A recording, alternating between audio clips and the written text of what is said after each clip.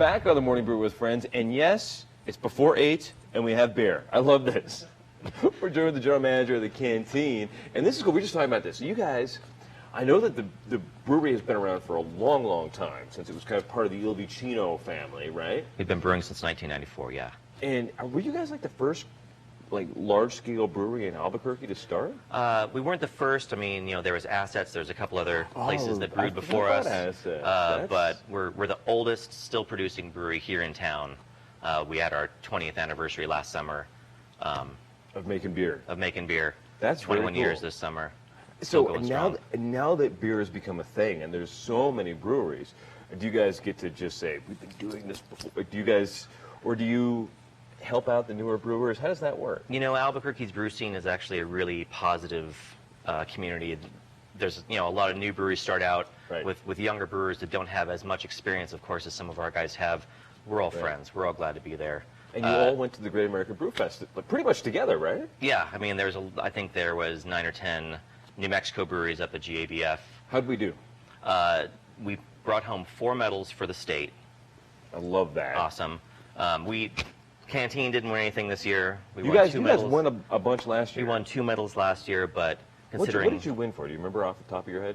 Last year we got a gold for our Dougie Style Amber, and we got a silver for an aged stout St. Bob's. The Dougie Style? Dougie Style. Do you have to do the Dougie while you're drinking it? You can do the Dougie while you're drinking it, but you don't have to. Okay. It's not required. It's not required? Not required. Okay, when you're ordering it, do you have to do the Dougie? I'm just looking for an excuse to do the Dougie. You can do the Dougie anytime you care to.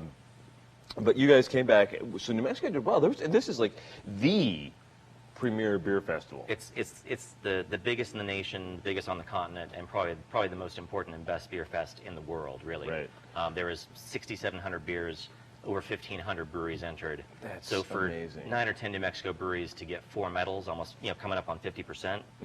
That's way off the charts per capita for the number of breweries here. It is, no doubt. Well, I have this theory. People here are saying there's too many breweries. I keep hearing this. And the breweries they're all gonna cannibalize each other. But I have this thought. I'm like coming at it from the other angle, and I look at it like it's not too many breweries. We don't have enough corner bars. You go to other cities, and you go to Chicago or something. Yeah. In every other corner, there's a little brew pub, a little something, and our liquor laws in New Mexico made that impossible. So Makes now, it very difficult, yeah. And there's flavors of beers all over.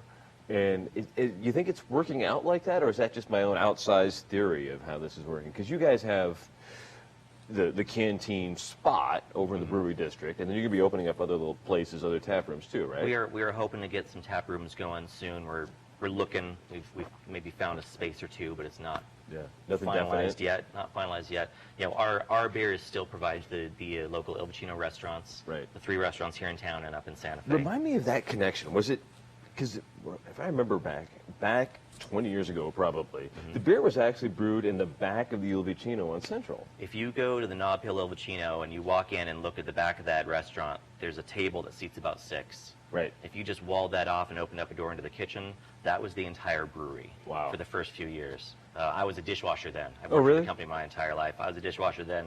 It was a mess. Those guys were working hard in a tiny space. Right. We've graduated considerably since then, up to our current space. And the Canteen, for those that haven't been, it's over in the brewery district, which is like, what is it? The Freeway and Candelaria. Freeway and Candelaria. More or less. Yeah. That's what it looks like inside. And I think if we go back to that last photo, it looked like our director Dan was there. That looks like Director Dan having a beer. But that is not you? It could have been you, I think. But it's a great spot. You got a great patio. And it's some of my great staff there. Excellent. Wonderful staff. How many gallons of beer are you guys doing these days? So beer is brewed by the barrel, which is 2 kegs worth. Okay. And past several years, we've done a little over 2,000 barrels a year, I believe. So we've just expanded our brew house from a 7-barrel brew, which is 14 kegs at a time, to a 15-barrel brew, 30 kegs at a time. So that's a huge increase. We're looking at ramping up production considerably, hoping to get canning going. Speaking of canning, I mean, you brought in these beasts. These are amazing. This is a custom pour. It's 32. It's a quart of beer, and this is. You guys do these on site. I can call ahead.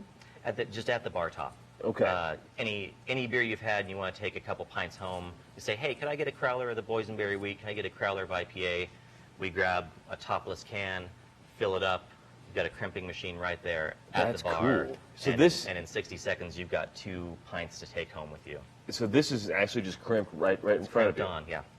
This is the ideal thing to take to a party, rather than like, anyone can go, like, any schmuck like me can go to and buy, like, you go to Walgreens, you buy the bottle of wine, you take it to your friends. Yeah. This would be way cooler to take to a party because this is 2 pints. Yeah. A couple of these and you're making all of your friends really happy at a party. If you got hopheads, you grab an IPA, and then you grab a brown for somebody like something dark. You grab a wheat for the people that like something a little bit lighter, and you show up and you pleased everybody. And this is the blueberry. Boysenberry. Boysenberry, I'm sorry. Boysenberry, Boysenberry.